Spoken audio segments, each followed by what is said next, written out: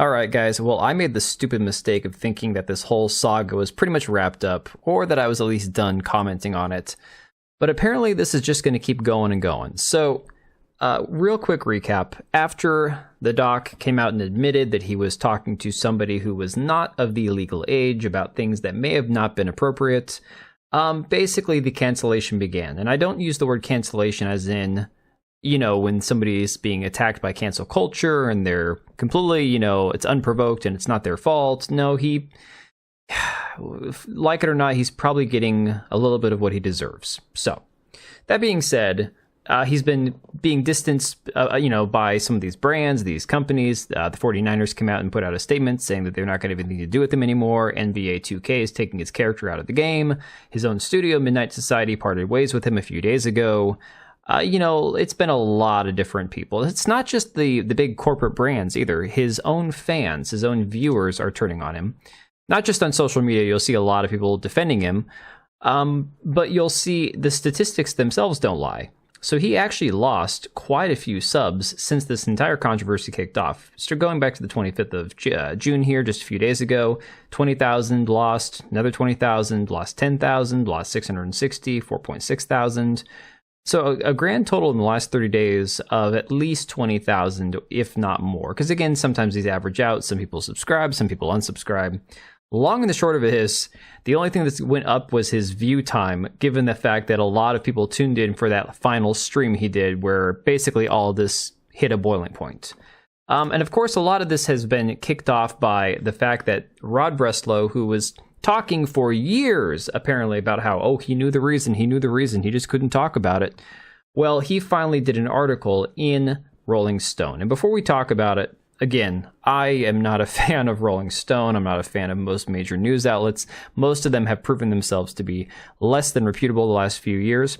Unfortunately, all we can go on at the moment is the fact that Doc came out and admitted it. He said it. No, he didn't use the word sexting, okay? He did that for a very specific reason, because that would have been criminal. So, regardless of whatever verbiage he used, he admitted to something inappropriate with somebody that it wasn't supposed to happen with. Now we have this article in Rolling Stone that came out, and it basically spells it out for everybody. This so he did these things, he admitted to it, here's what was going on. And basically this guy here, Hunt2R on Twitter, kind of highlights the most important parts of this article. Says, 1, sent graphic messages to a person that he knew to be underage, was made aware of the individual being underage, and indicated that it was not a problem. That part is very concerning. And was not offered a contract at YouTube due to the circumstances of his Twitch ban, which YouTube was informed about. So this is getting really muddy. Now this kind of implicates YouTube, if you think about it, because somebody at Twitch knew what was going on. Then there was the whole, the banning of Dr. Disrespect from Twitch. Then there was the lawsuit where they had the NDA and the settlement. And then he went to YouTube, where essentially YouTube was informed about why he was banned from Twitch, but none of this has come out before. Very, very, very weird. And the quote from the article here says, I recall that Dr. Disrespect was made aware by the individual that they were underage during the conversation, at which he indicated this was no problem and continued on, the former Twitch employee says. There was no confusion. Messages sent after this was acknowledged were no less graphic and explicit in nature than before, and I think more than the categorization of leaning too much in the direction of being inappropriate might indicate. Basically saying that the verbiage he used, much like a lot of people probably suspected, was trying to downplay the graphic nature of the messages themselves. The ex-Twitch employee has also provided Rolling Stone, garbage outlet, I know, I'm sorry guys, a more detailed account of internal conversations at Twitch following the report of Beam's messages and his subsequent ban. They say the details of Beam's case are coming out because of Connor's explosive tweet last week. Yeah, and that's basically what kicked it all off, was this prick former employee who's also been sitting on it because of the NDA or whatever for years, hinting that he knows but not doing anything about it. So then I stumbled across this interesting article from today from Sportskeeda talking about the ins and outs of the legal situation here. And so the article goes on to say, to many this suggests that he had some sort of inappropriate interaction with the minor talking about the messages. Moreover, that portion of his statement could end up being very problematic for Beam if his conversations with the minor were of a specific nature. While it is clear that Beam had online conversations with a minor that sometimes leaned too much in the direction of being inappropriate, he did not state the exact nature of these conversations, nor did he tell us whether he knew that person he was interacting with is underage. Well, now we know. So this says potential legal repercussions of the allegations against him. As the dust begins to settle, journalists and fans are asking if any of Beam's inappropriate messages, which Connors described as sexting in his Twitter post, could possibly be a breach of California state laws. And we will get into that in a minute. But it says the most basic law in the books is CAPC 647.6, which states that annoying or doing things to a child under 18 is illegal. Annoying is the same word for touching them. In this instance, means the same thing and refers to conduct motivated by an interest in them that is likely to disturb, irritate, or be observed by a child. So it's pretty vague. You can honestly put a lot of things under there, but definitely sending explicit messages to a person who's underage would definitely qualify according to the California statute. So now here's where we get to today. Now YouTube has apparently unpartnered Dr. Disrespect. They have demonetized him, removed him from the partner program, and drama alert here says you can no longer become a member of Dr. Disrespect's channel. The option has been removed, and you can see right here on his YouTube channel, this in fact is the case. You cannot go and become a member. You go to his videos, you can't like super chat or whatever they call it when you leave a donation on the comments themselves. And of course, he has now turned the comments off on his videos. His downvotes are almost equal to his upvotes, 16,000 to 11,000. So things are getting out of hand really fast. Now, there's an unconfirmed report, and this is from a few hours ago, and I do not believe this. I'm going to say this right now, guys. This is not to try to get you to believe something that's not true. I'm just reporting on it.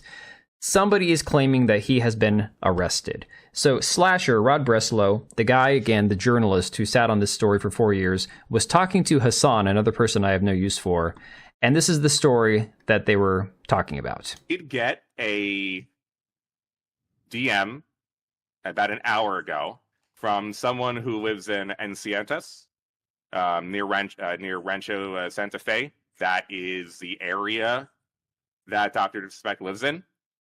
Mm-hmm. And he sent me a screenshot from his next door, which is in that area. And there is a comment. This was from 11 a.m. this morning, so this is before my article came out. There is a comment that says, "We just saw Dr. Disrespect in handcuffs. He lives right there. Assuming it has something to do with the accusations." Okay, I cannot confirm or verify anything, but this is coming from someone who is in that next door, and this is from bro. Okay, so that right there doesn't sound like any sort of actual confirmation. And of course, you can see on Reddit they've got the screenshot of the Nextdoor app post. I guess Nextdoor is like Facebook for like Uber boomers or something. I don't know. I thought Facebook was for boomers. But it says, somebody here in Rancho Santa Fe. Anybody know what's happening on Lone Jack? SUV police cars at the horse park. Police in tactical gear with long guns out. Which one? The little one. We saw Dr. Disrespect in handcuffs. Google him. He lives right there. I'm assuming it has to do with accusations that just came out. Who is he? And of course, nobody in this situation is going to know who he is. I don't know that I buy this, to be honest. I think if this was a actual thing. Look, this came out 11 o'clock this morning. It's almost 10 o'clock p.m. here. There's no news outlets who have reported on it. I highly doubt this has actually happened. However, one thing to keep in mind before we just wrap this up here. The reality is that there are a lot of people saying, well, wouldn't it be past the statute of limitations? It happened in 2017, 7 years ago. There's no way they could still press charges against him. I'm not a lawyer. I'm not a law expert. From what I can see right here is essentially the California statute of limitations law. There are situations where specific types of crimes have different lengths of limitations on them. For example, the worst crimes are going to have a longer statute of limitations. Something that's more of a misdemeanor is going to fall off a lot faster. However, it seems that essentially the way it works is that the statute of limitations doesn't begin until after the crime has been discovered, if I'm reading this correctly. Which would mean, for example, if a person committed a crime that did have a statute of limitations on March 3rd, 2021, but the offense was only discovered 6 months later on September 3rd, 2021, the clock would start at that time. So essentially, if the offense was, quote, just discovered by the authorities or just reported to the authorities, as if Twitch and Dr. Disrespect agreed not to talk about it, and it was never reported by the victim, by the minor, what you could essentially be looking at, if I'm interpreting this correctly, is that now the statute of limitations begins. So this will be very weird to watch. And I know. We've talked about this. He said no criminal charges were filed. We don't know that how much the law enforcement was informed about. We don't know how bad it actually got. And again, we could end up with no law enforcement involved whatsoever. I'm not saying this is what will happen. I'm saying this is how it potentially could happen if they were to involve law enforcement. So I guess we're just going to have to give it a few more days, wait and see. Like I said, I was not planning on making another video about him. I kind of said my piece the last time. But this just seems to be something that is not going to go away on its own. So share your thoughts down below, and I will catch you guys later. All right, and if you made it this far, thank you so much for watching the video. Thank you for being here. I do have 2 channels, Minimal Effort Podcast, as well as my gaming channel. I do have a Twitch and Kick for my gaming channel. We do live streams over there occasionally, maybe once a week. And then if you are in the market for a new PC, make sure to check out Meta PCs. Click the link I have down below. Use code TBO at checkout for a special discount. Thanks again for watching, and I will see you next time.